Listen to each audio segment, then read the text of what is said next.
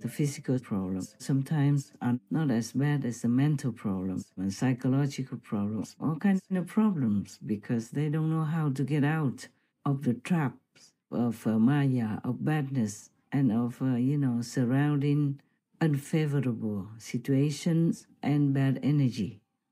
Humans are to be pitied, truly. That's why God always sends His saints, His Son, to come down and help us, but not all of us listen. Most of us do not listen. That's why the world continues to be like it is now, and it seems to get worse at times. So we have more disasters, more trouble nowadays, and war from one country to another. We don't know what will happen next even. Most of us don't know. And even if the saints, sages, and the clairvoyant beings keep telling us, if you want to avoid more trouble, please do this, do that, live rightly, don't kill, don't steal. Most humans still cannot listen to that and practice those simple principles to keep themselves safe and healthy, normal, and a true human. On the contrary, they find all kinds of things to, slander the masters with, or to make them be harmed in any way possible. Since time memorial, it has always been happening. You see how many masters, how many great philosophers, saints, and sages have been harmed in this world. You look at the list of history and you know, none of them had a good life at all. The real masters didn't have. The fake masters, yes. They have a lot of followers, a lot of wealth, a lot of people worshiping them and giving them all kinds of things they need. And they look good and healthy and happy. The real masters suffer. Only real masters really suffer. But in this world, what do we expect? Just a simple example. You work very hard, sweat and tears every day. Even when you're sick, you can't just always call in sick to earn just some hundreds of dollars per week. And you still have to pay taxes out of that. And if you don't pay taxes, then you might even go to jail or get your things confiscated, taken away from you. If you don't have enough money to pay for your rent or your mortgage, then you'll be out on the street sooner than you think. Things come unexpectedly, and then you lose your job, you get sick, you don't have enough money to pay for the hospital, then you're out of your house. Once you don't have a house, you can't get another job. It's so very difficult. But then again, all this hard-earned money of people who obey the law, respect the rules, and pay tax, all this money goes where? It goes to subsidize animal people murdering, to eat, and to, support war or go against war. You support war or you fight in war, all this needs money. And where is it from? Taxpayers. War and the animal people industry costs billions of dollars, sometimes just in a week or in a month, not to talk about a year. You can read on the internet, how much war costs every day and how much subsidies for the animal people industry cost your tax. Well, I calculate in my book the total subsidies that state governments and the federal government provide to animal agriculture each year in this country, and I calculate that number at about $38 billion. To put that in perspective, that's about half of what all states spent on unemployment benefits last year. That number is probably an order of magnitude higher than the number that people typically think about when they think about animal food production subsidies. But that's because, as I mentioned, in this country, we devote more than half of our land to raising feed crops, and we subsidize those feed crops heavily. So producers benefit from those subsidies. When we calculate subsidies to animal foods, we have to include subsidies to feed crops. That includes not just things like crop insurance, but irrigation subsidies as well that are provided at the state and federal level. But woe to you if you forget to pay tax or you don't know how to pay tax. Just for a few $100, you'll be in jail, you'll be in big trouble. But your money, your hard-earned money, doesn't have much benefit for you, for your children, because it's all burned in war or flushed down into bloody rivers, bloody lakes of the animal people raising industry. There are many things unjustified in this world. Injustices are everywhere. We can't even complain. No one will listen to us.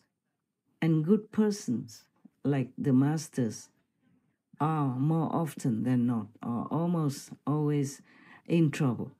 People will frame them, will give them bad reputation, will do anything to make them fall anytime possible. Or try to kill them, or, put bad names on them, all kinds of things that they fabricate or they invent in order to make the master die in agony or be in prison, or all kinds of things that would happen that are not good for the masters. Not to talk about whether she will even have followers who 100% believe in them. That's why Jesus died so brutally. Buddha has been cut on his toe and avoided death many times. Many other masters were not accepted by the normal system and died either quietly or publicly in such a way that you wouldn't think that even the criminal would have to endure. They die in prison by poison, or they die on the cross by crucifixion, or by assassination, or they die by being accused wrongly. And even their reputation also dies with them. And then later on, people build temples, they build churches, they build ashrams to worship the masters. But when they die in agony, no one could help them. No one could rescue them. Not that the masters care much about life and death, but if they are alive, they can teach us many more things. They can accompany us in our spiritual elevation and improvement, and thus make society more sane, more decent, more safe, more peaceful for all the co-inhabitants in the world. But the humans just don't leave them alone, don't give them peace and comfort to do their job. If you are a normal teacher, you get paid.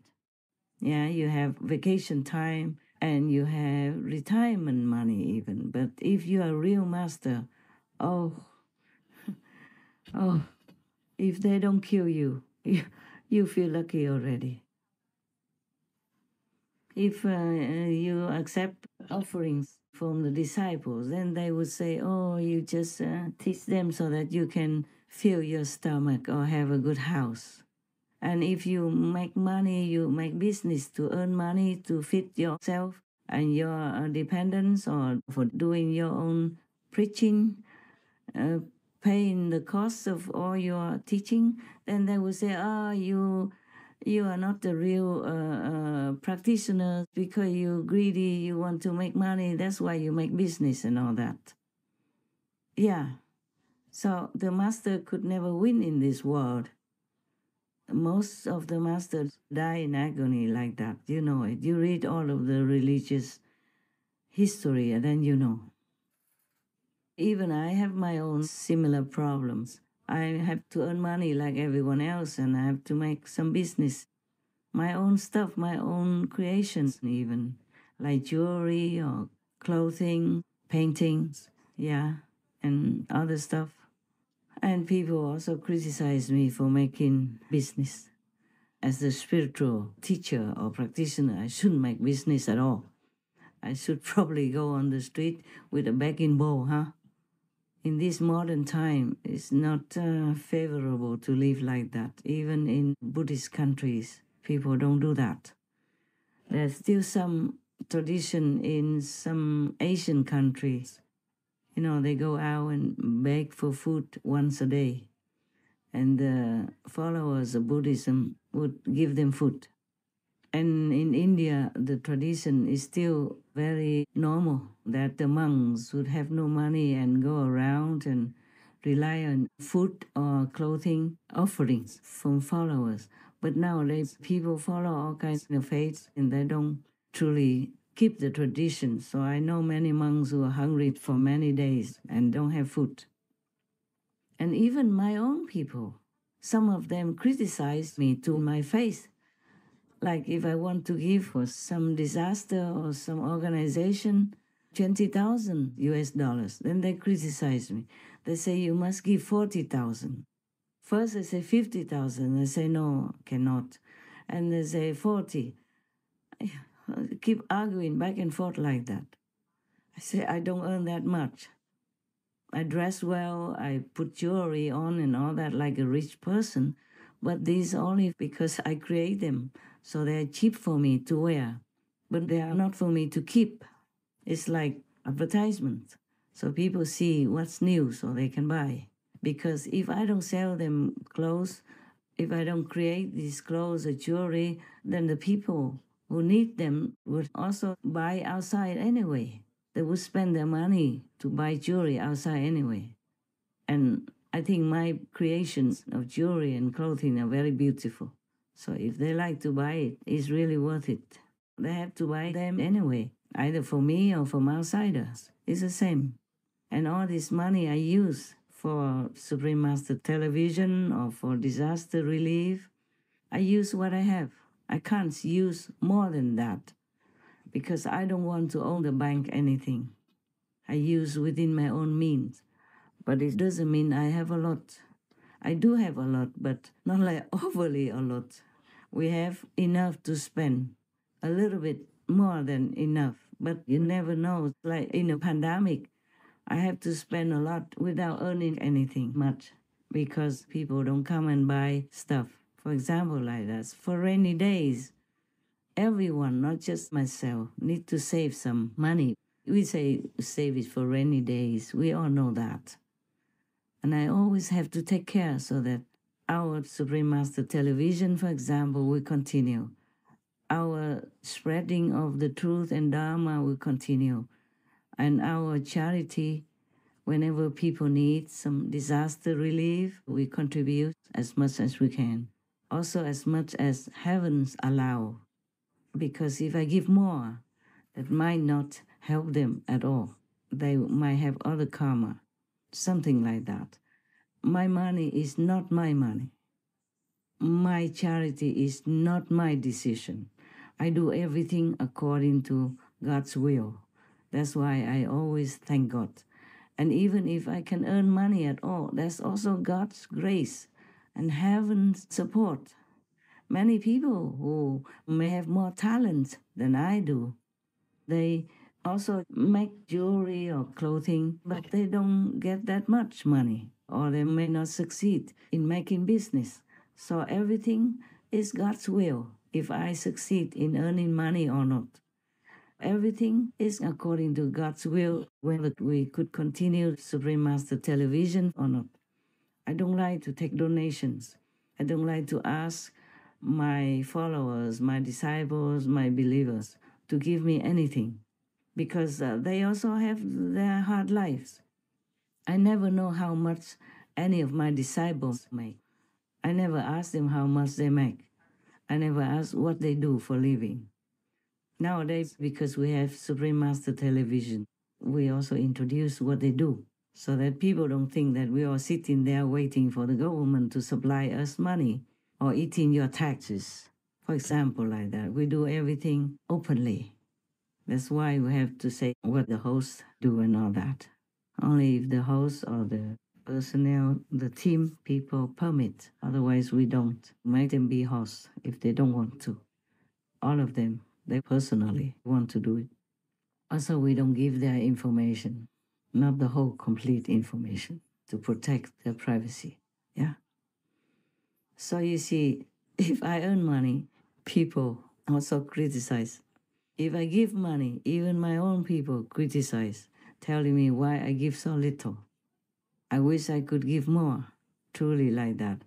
I am very shy and embarrassed that I can't give much more. But we all do what we can, right? Yes. So they should not criticize me for giving little or earning money or anything like that. We all have our own karma to fulfill. We all have our duty to do. That's the way it is in this world. Nah?